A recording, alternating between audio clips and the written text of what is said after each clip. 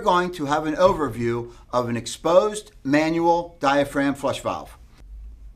Mark stocks a wide variety of flushometers made by Sloan, Zurn, Delaney, Toto, Moen, and American Standard, and others.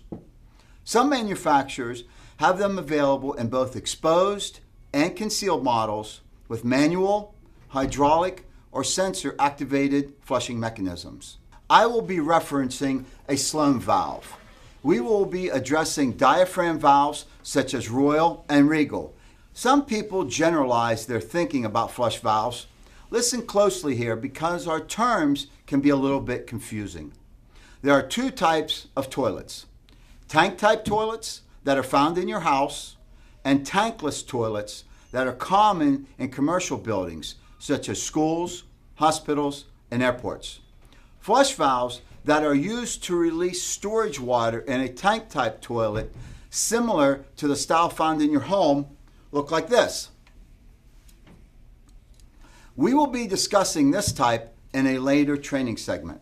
We are focusing our attention to another category of products that is often called the same thing, flush valve, but these are used on fixtures that have a top or rear spud outlet and typically used in commercial and institutional applications that does not require a tank filled with water for flushing. In essence, a flushometer is a metering design, one that stays on for a predetermined period of time when activated and then later gradually closes to avoid water hammer. Tank toilets are gravity powered. The basic idea is that water is dumped into the bowl fast enough to activate a siphon, which pulls the water and waste out of the bowl and into the drain line. Because of this gravity-powered flush assistance, tank toilets can function on a water pressure as low as 10 pounds per square inch. Tankless toilets are a different story. Depressing the chrome handle causes the toilet to flush and violently washing your troubles down the drain. What does that handle do, and what makes a toilet flush with such great force? If you look closely, the pipe coming into the valve is much larger in diameter than an ordinary toilet's pipe. Commercial fixtures are served by relatively large diameter supply piping, 1 inch for toilets and 3/4 inch for urinals. There is adequate water available for quick and efficient flushing without the need for storage to activate the flush. Flushometers vary in their requirements.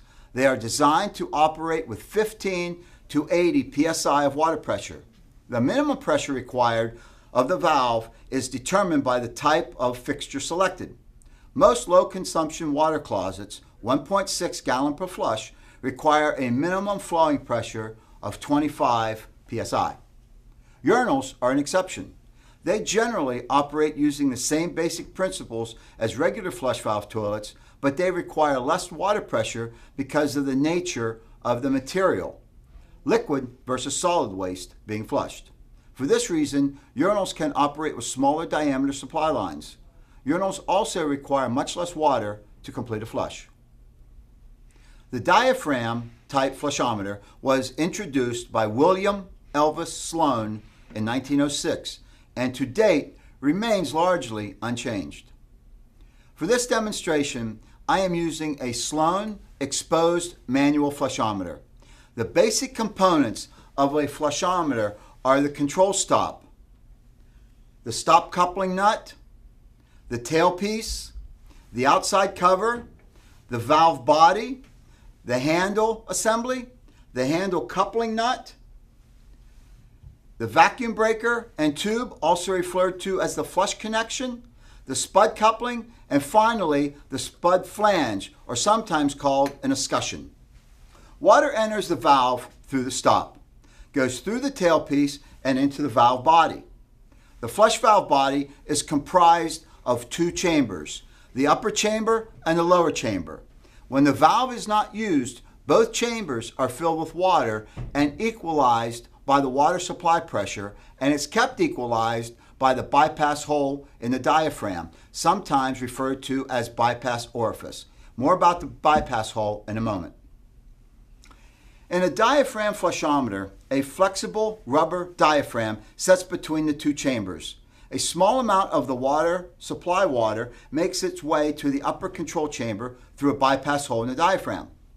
The pressure of the water above the diaphragm creates force and compresses the diaphragm and the relief valve over the valve body's opening. When flushed, the handle plunger shifts the stem of the relief valve, which causes it to tilt. This tilting allows a small amount of water to exit the upper control chamber through the valve body. When the relief valve is tilted, a pressure imbalance is created between the upper and lower chambers of the valve. The pressure in the upper chamber becomes less than the pressure in the lower chamber. This lower chamber pressure forces the diaphragm and the relief valve to rise up from the body opening, thereby allowing a high velocity of water to flow directly from the water supply line into the fixture. At the same time, the relief valve reseats and a small amount of water begins to refill the upper chamber via the bypass hole. Pressure builds up, creating force, depressing the diaphragm and closing the opening of the body. As the pressures in the upper control and lower control chambers equalize, the upper control chamber side of the diaphragm, which has more area than the lower side, compresses against the body opening and shuts off the water flow. That concludes the overview of a flushometer.